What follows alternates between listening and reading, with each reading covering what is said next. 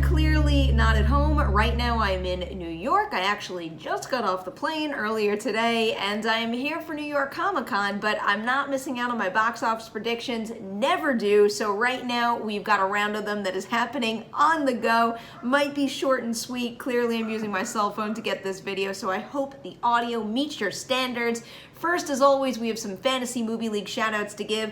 Actually, it's only one Fantasy Movie League shoutout because we only had one player in the Predictions with Perri League get that perfect lineup.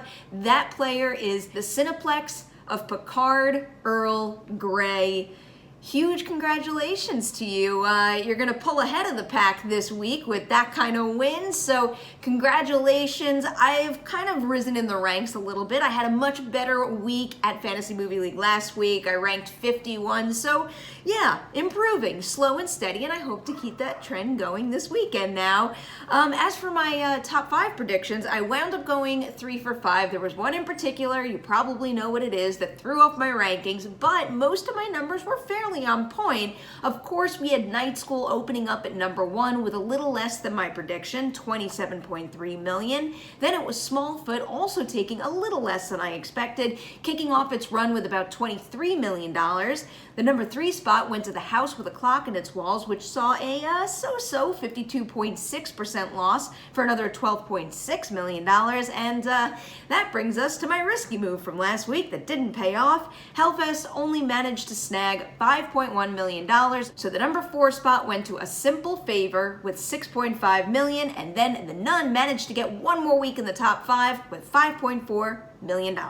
Rolling into this weekend's predictions now, my number 5 pick is The House with a Clock in Its Walls. So you guys know that I've been leaning on the Goosebumps comparison with this one. Not doing that this time around. The House with a Clock in Its Walls saw a bigger weekend 2 drop, and I actually think that's going to be the case with this new one I'm looking at, which is Miss Peregrine's Home for Peculiar Children. So that movie wound up dropping 47.6% weekend 2. Weekend 3, that number came down to 40.8%. I don't think it's going to be the exact same numbers for The House with the Clock in Its Walls, but I'm thinking about those numbers because of the trend.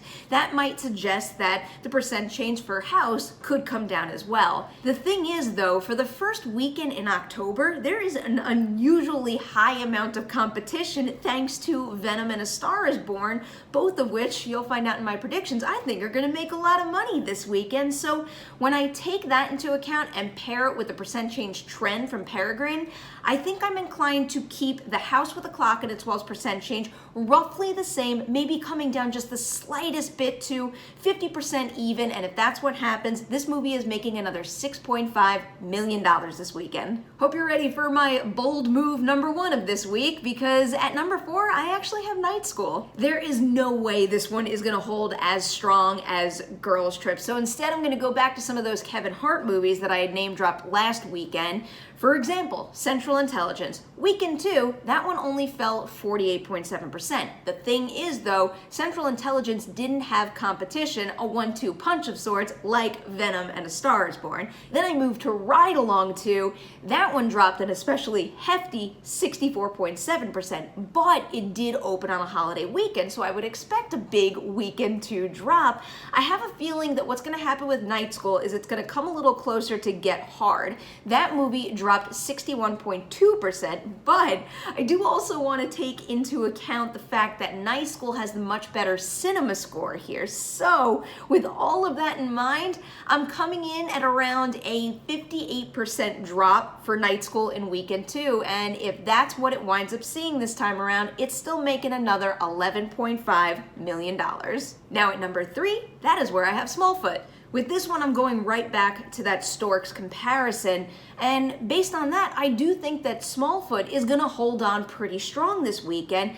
The thing is, though, and you've heard me mention it before already in this video, and it's going to be a factor across the board, with Venom and A Star is Born, there's a lot of competition. Yeah, those aren't family-friendly movies, but when you picture the box office pie for a single weekend, those 2 movies are still going to take out a significant chunk from it. So when it comes to Smallfoot, I'm taking that into account, and also Weekend 2 of Storks, it didn't have as much competition. It was going up against Miss Perry Green actually, and also Deepwater Horizon, and neither of those made nearly as much as what I think the other two movies are going to make this weekend. So when I look at Stork's weekend 2% change of 36.8%, I want to bring that number up, but I'm only going to bring it up to 40%, and that would give Smallfoot another $13.5 million.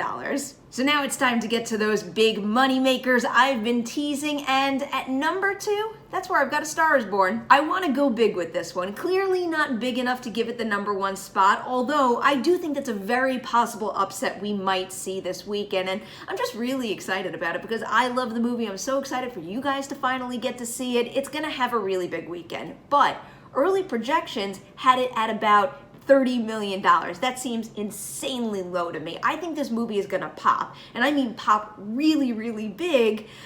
I think I'm going with something like $50 million with this one, and even better, I don't think it's just gonna have a big opening weekend. I think this movie is gonna have legs. Watch out for this one because I think it's gonna stick around in the top 5 for a while. So now, of course, that makes my number 1 of the weekend, Venom. I've seen a pretty big range of predictions for this one, going from 55 million all the way up to 75 million, and initially, I was going to come in on the high end of that spectrum, but having looked at recent ticket sales, it looks like A Star Is Born could have a good chance at outperforming Venom. So now I'm coming in on the lower end of the range. So I'm not even sure anymore if Venom is going to be able to top Gravity's $55.8 million opening, and that movie right now is the biggest opening of October ever at the domestic box office. So I don't know if it's going to claim that title. I actually think it's going to be a really, really close call with that because